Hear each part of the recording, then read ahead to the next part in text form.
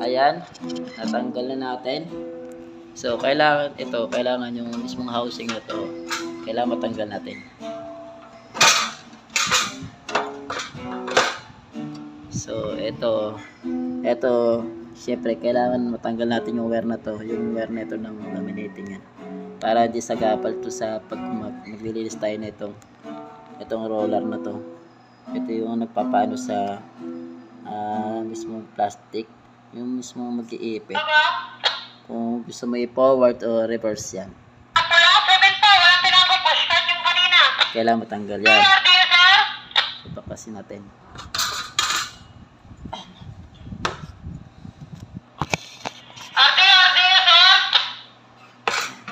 Sabi, deliver lang yun. Deliver, walang pull out na inano ko.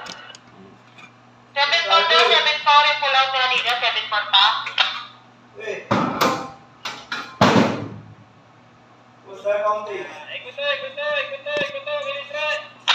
Yan, natanggal na natin.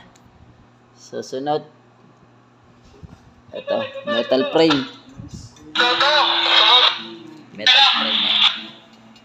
Kailangan matanggal ito para mabunot natin, malinis natin isa-isa.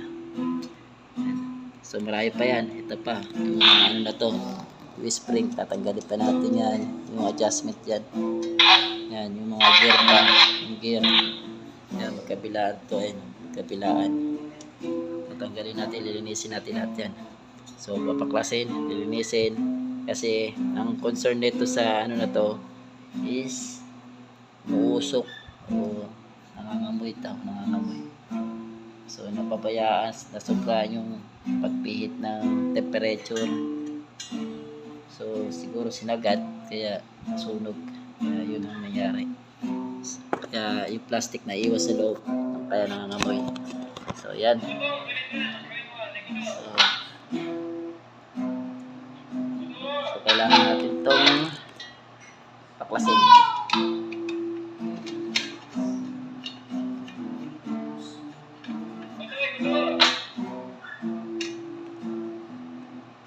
Ito, iwan natin.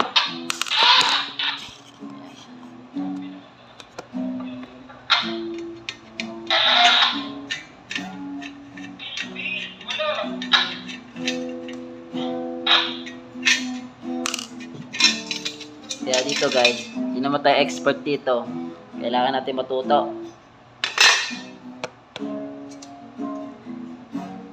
So,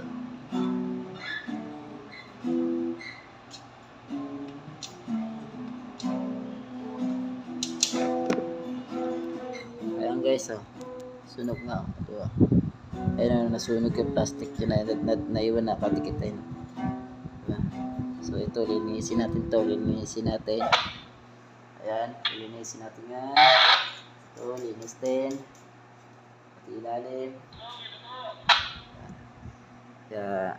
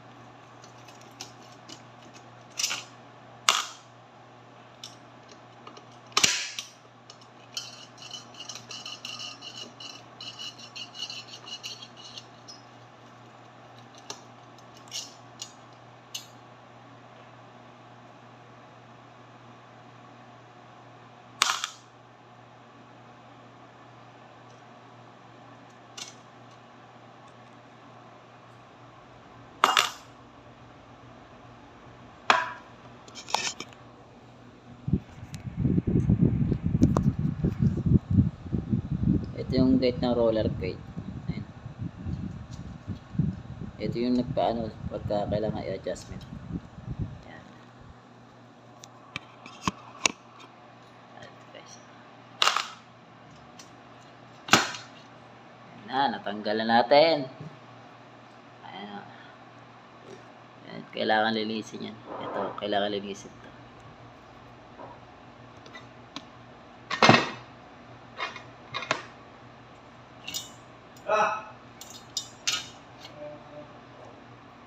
Tanggal na. Let!